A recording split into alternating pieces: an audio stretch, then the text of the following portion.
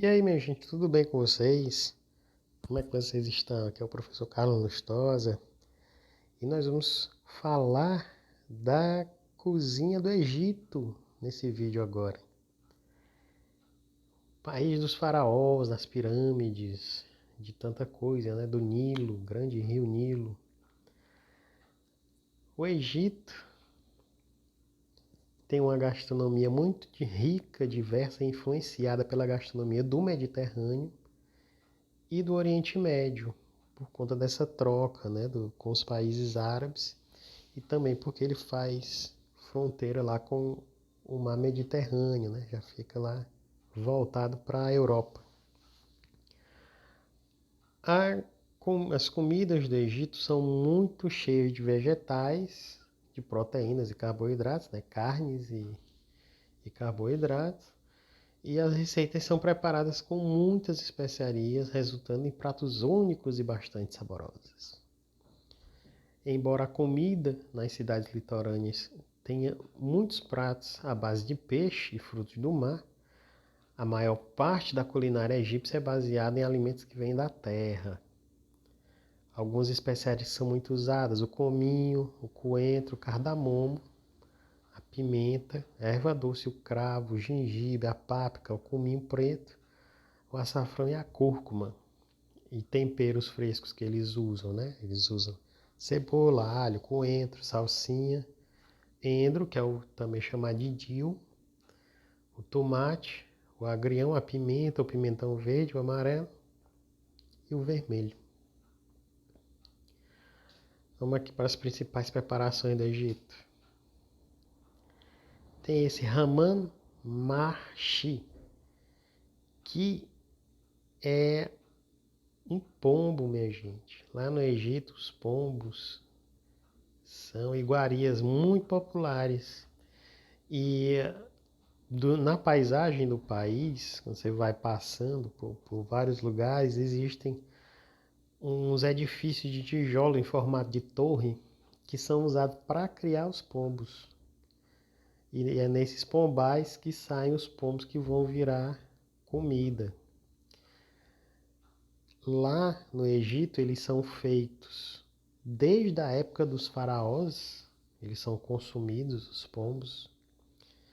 E atualmente eles são mais servidos recheados. Aí o que é que eles pegam? Eles colocam dentro do pombo esse frequé, que é um condimento feito, é um trigo verde rachado e temperado, né? Ou o bulgur, que é um trigo integral cozido. E em seguida ele é grelhado no carvão. Aí as pessoas que não são acostumadas têm que tomar cuidado, porque um pombo, obviamente, é um pássaro que não é tão grande como uma galinha, né? E ele tem muitos ossinhos pequenos. Então a pessoa tem que tomar cuidado. Isso aqui tá bem bonito, né? Esse é um frango assado aqui, só é pequeno. Temos outro prato aqui que é o koshari.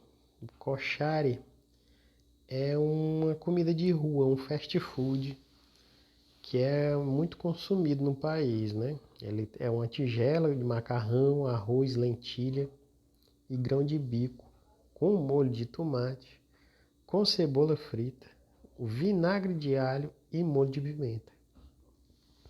É muita coisa, né? Muita mistura. O koshari é relativamente novo na culinária egípcia, né? Mas acredita que ele tenha vindo tenha tido uma raiz no arroz indiano e no prato de lentilha chamado quichdi, que foi levado pelos viajantes europeus no século XIX, quando o Egito e a Índia estavam sob controle britânico. Então tem uma inspiração indiana nesse prato popular do Egito, o koshari. E hoje muitos egípcios consideram essa mistura como seu prato nacional, né? Obviamente essa receita foi se modificando com o tempo, né? E lá no Egito, da receita original da Índia, né? Eles colocaram outros legumes, cebolas e molhos. E a comunidade italiana que mora lá no Egito acabou botando macarrão também. Então virou esse prato com um pouco de tudo, né? O machi, aqui é só machi, é qualquer legume que eles recheiam, né? O recheio geralmente é arroz com molho de tomate e vários temperos. E o mais destacado dentro desses temperos é a canela, né? É um prato simples, que ele pode ser feito com vários legumes. Os mais comuns são o pimentão, o pepino, o repolho e a berinjela. Além das folhas de videira, né? Folha de uva. Também tem receitas que colocam carne dentro desses legumes, né? Aqui no Brasil a gente conhece, às vezes como charutos, né? Seriam os mais parecidos, né? Com essa preparação, o machi.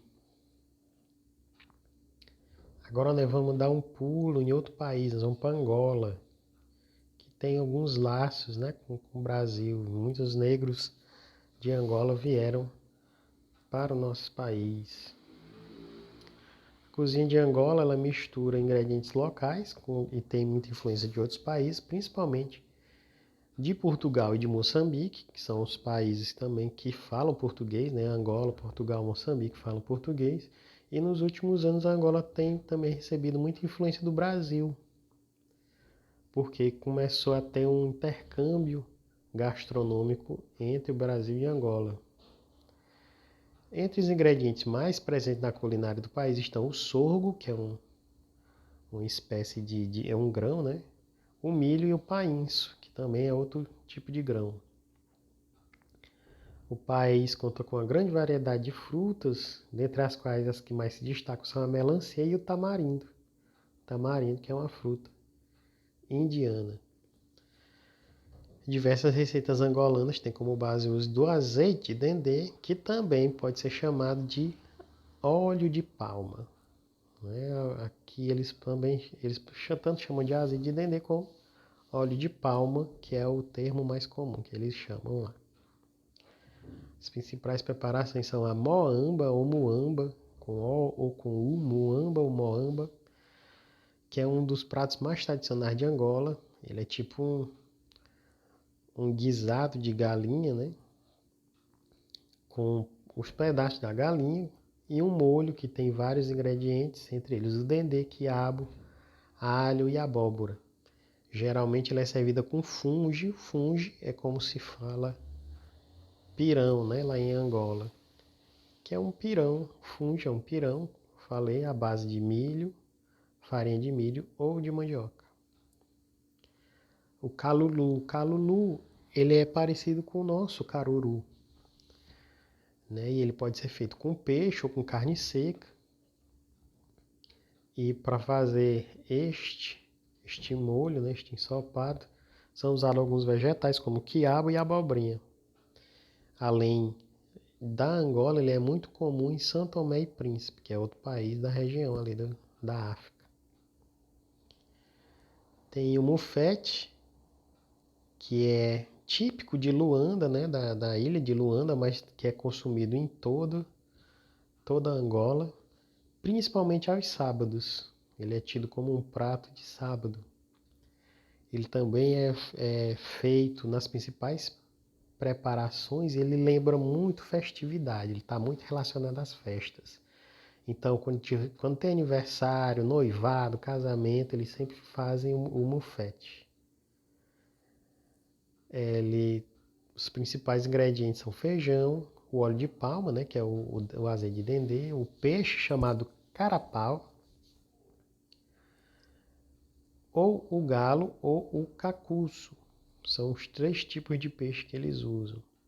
Eles são grelhados e são servidos com banana pão, mandioca ou batata doce, aqui como a gente pode ver aqui nessa guarnição aqui, né? Aqui também. E um molho de cebola, que é uma espécie de vinagrete, ó, aqui em cima do peixe, né? Que se coloca em cima do peixe. Azeite doce, que é o azeite de oliva, e um pouquinho de sal. Né? E tem essa farinha deles, que eles chamam de farinha musek, que é também, né, necessária para comer o mufete. Nós fomos agora para o extremo sul do continente, chegamos na África do Sul. A África do Sul, que é o país do Mandela, foi que sediou a Copa da Vuvuzela. Vocês lembram da Vuvuzela? É um país que tem muitos pratos com influência tanto dos povos ancestrais que já viviam ali naquele território, quanto de outros países, de outras pessoas que vieram de fora, né? Como os holandeses, os franceses, os indianos e os javaneses, que lá eles chamam de malaios. Além da influência dos colonizadores, né?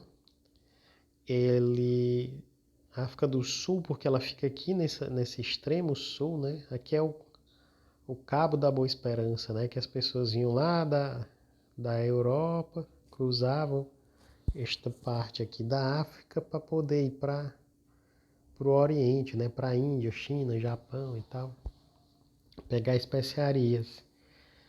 Então, eles sempre paravam aqui neste porto e aqui eles iam deixando um pouco da cultura deles também, né? Os navegadores que vinham do Oriente para o Ocidente e do Ocidente para o Oriente. Então, desde a Idade Média, os sul-africanos também tiveram contato com os países árabes e também receberam alguma influência, né? Uma prática muito comum em eventos sociais, como o Braai, que é uma churrascada que eles fazem lá, se reúnem para fazer churrasco, é que as mulheres têm o papel de fazer os doces, enquanto os homens são responsáveis pela preparação das carnes, né? Por fazer os assados, as carnes assadas, os churrascos. Os exemplos de algumas preparações aqui nós temos o bobote, que ele é meio escondidinho, meio bolo de carne, sabe? Ele é feito com carne moída, o pão molhado no leite, cebola, aí bota castanha, passa, damasco. E entre outros ingredientes, pode ter outros ingredientes. Aí você faz aquela massa de carne, né? E leva a passar no forno. Mas aí você cobre com um leite batido no ovo.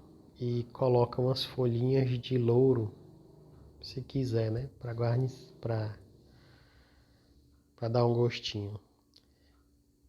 O cozinheiro lá da presidência da África do Sul disse que ele era o prato preferido do Nelson Mandela. E ele foi eleito como prato nacional da África do Sul pela Liga das Mulheres da ONU. Então é muito importante para esse país o bobote.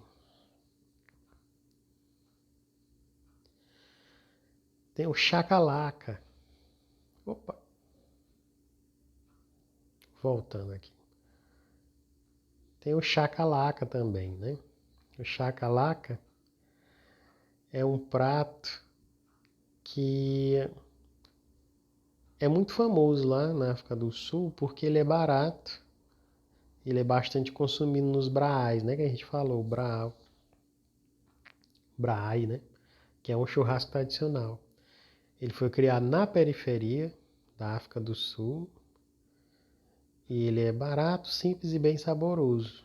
Ele não tem uma receita apenas, né? Ele é vários pratos parecidos, são chamados de chacalaca, mas ele tem que ser apimentado e ter feijão, cebola, tomate, repolho, cenoura, além de especiarias, né? Lá é tudo muito bem temperado.